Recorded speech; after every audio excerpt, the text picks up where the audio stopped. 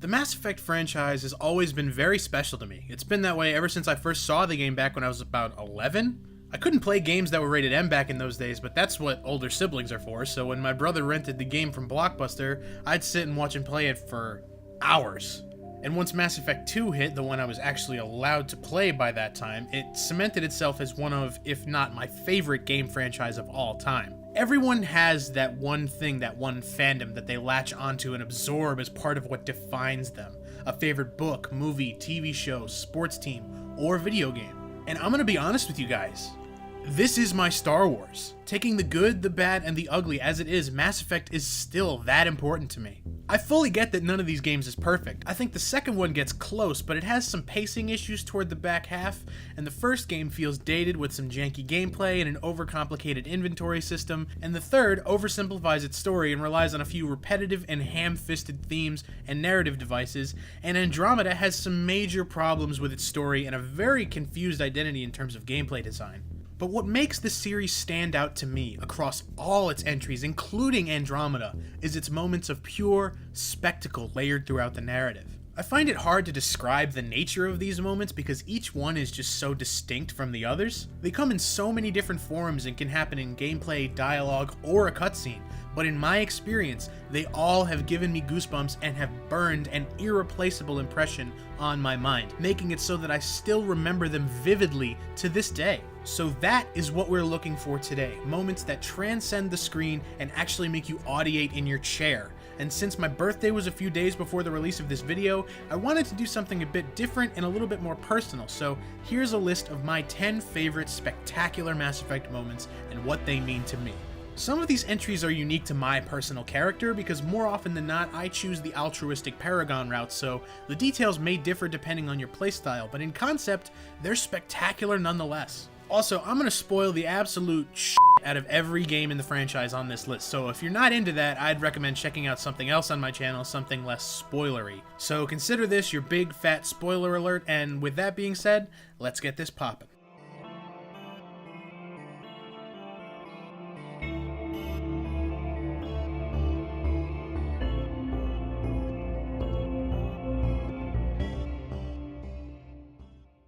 For this first moment, I hopped back and forth basically between the openings of the three games. Do I go with the classic Mass Effect 1 opening that does a fantastic job of introducing the player to both Commander Shepard and the world they inhabit with a great sweeping shot intercut with footage of the Normandy flying through space? Or the beginning of Mass Effect 3, which sees the franchise travel to Earth for the very first time, and has the incomprehensibly powerful force of the Reapers appear for the first time after being built up for the entirety of the story up to that point. Both of these are fantastic openings in their own right, but neither reach quite the same level as the way Mass Effect 2 kicks off.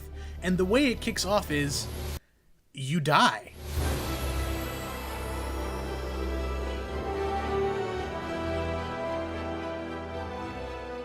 I appreciate this opening for a few reasons. Firstly, killing the main character, even in the limited capacity that this game does, is a bold move, and I respect a bold move when it pays off like this one. It also does a pretty fantastic job of introducing the player to the mysterious Collectors, not by name, but by presence. Their first impression on the player is completely obliterating the Normandy, which by this point is a character in and of itself. They prove themselves more powerful, more capable than any adversary you've encountered thus far. And on top of that, it's just a beautifully constructed opening sequence. From the frantic adrenaline rush of running around the exploding Normandy while Joker's distress call echoes throughout the corridors, to looking up out the destroyed hull of the ship to see the snowy planet below with only the sound of Shepard's breathing breaking the silence. And it culminates in something that, by the end of the first game, we never really thought could happen. It's a perfect way to raise the stakes of the story and kick off an ambitious sci-fi sequel, and a perfect way to start off this list.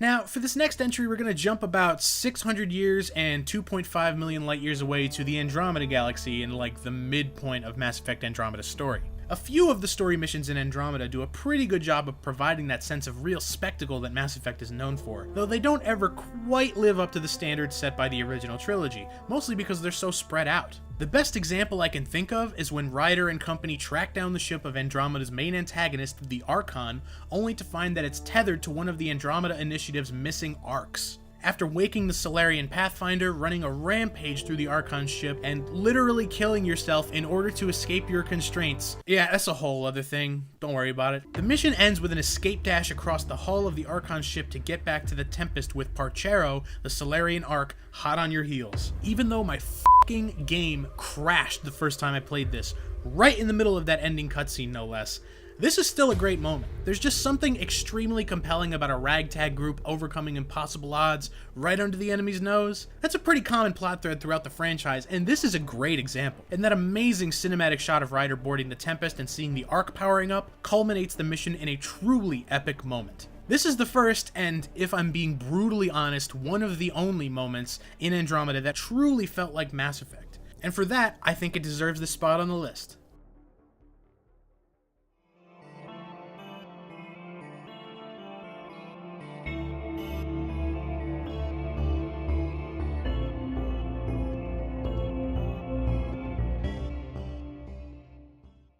In my experience, Mass Effect 3 is the weakest of the original trilogy. I'll admit that I have a skewed opinion on this game because when it came out, I was still young enough to really give into the rampant hype culture of the gaming industry, and Mass Effect 3 was certainly a victim of that. But I've grown to appreciate the game for what it is and the many spectacular and emotional moments it provides. The first of which I'll be mentioning is in the penultimate mission of the game, the raid on the Elusive Man's base. The Elusive Man isn't there, but this mission ends in a long-awaited showdown with his cybernetic lapdog and general pain in the ass, Kai Lang.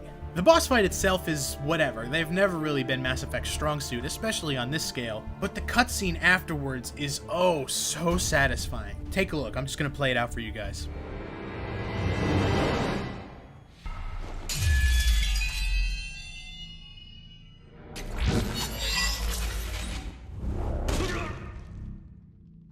That was for Thane, you son of a bitch!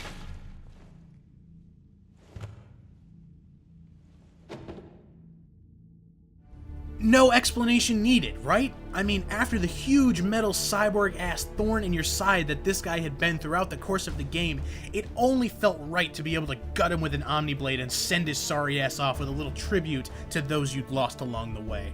I always go with that Renegade interrupt as well. It just adds a bit more flair. Catching the sword with your elbow just feels a little bit more gratifying than sliding out of the way. Fuck Kai Lang. He really deserved it.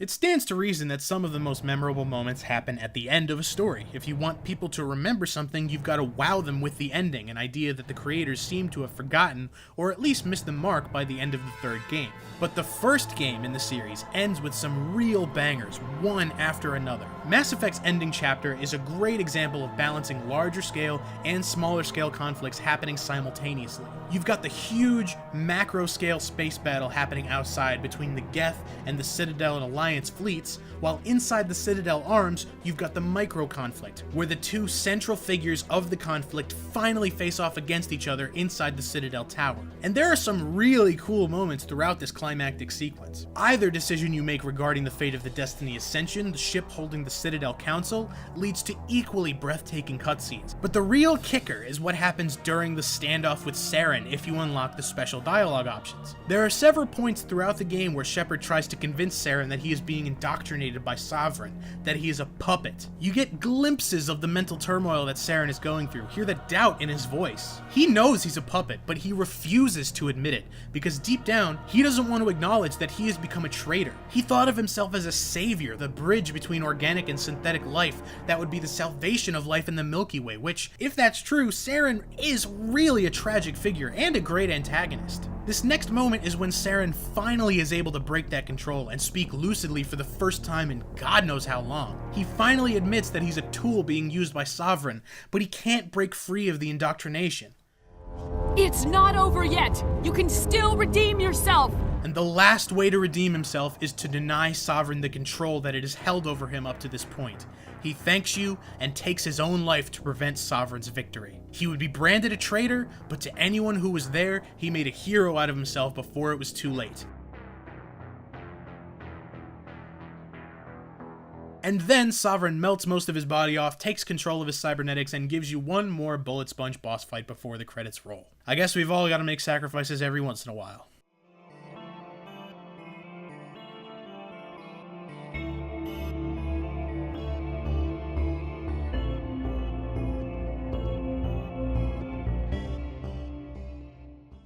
The Mass Effect games have had some quality downloadable expansions. Stopping Batarian terrorists from weaponizing an asteroid and Bring Down the Sky in Mass Effect 1, chasing down the Shadow Broker with Liara in Mass Effect 2, getting to meet the Leviathan in Mass Effect 3, and many more were all great moments from these downloadable narratives. But one moment in particular that stuck out to me as being particularly special was coming face to face with Harbinger in the Arrival DLC in Mass Effect 2. If you don't know, Harbinger is basically the main antagonist of Mass Effect 2 and is presumed to be the first of the Reapers, the sentient race of machines responsible for the central conflict in the Mass Effect trilogy.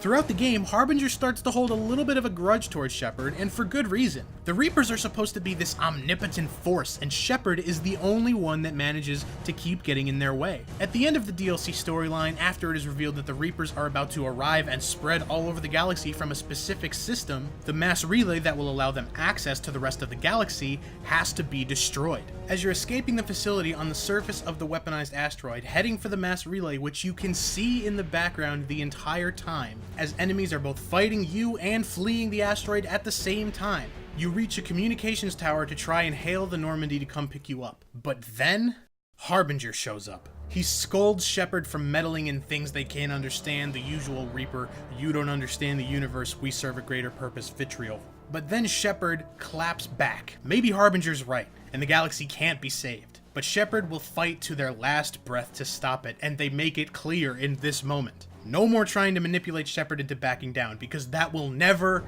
ever happen. Not only is this a great character moment for Shepard, and a very cool little event in the overall narrative of the trilogy, but also just the concept of this interaction. The leader of these all-knowing sentient machines hijacks a communications array just to talk to you. The first real face-to-face between the hero and the villain, the omniscient mastermind and the rogue. Just to remind you that you're gonna lose, that your efforts are futile. And you stand up to him. It's just awe-inspiring. It's a weirdly quiet but still intense moment in the middle of all this frantic action, all while the backdrop of an asteroid on a collision course with a mass relay still looms in the background. There's a lot going on here, and it's all incredible. One of the coolest standalone moments from one of the best expansions of the original trilogy.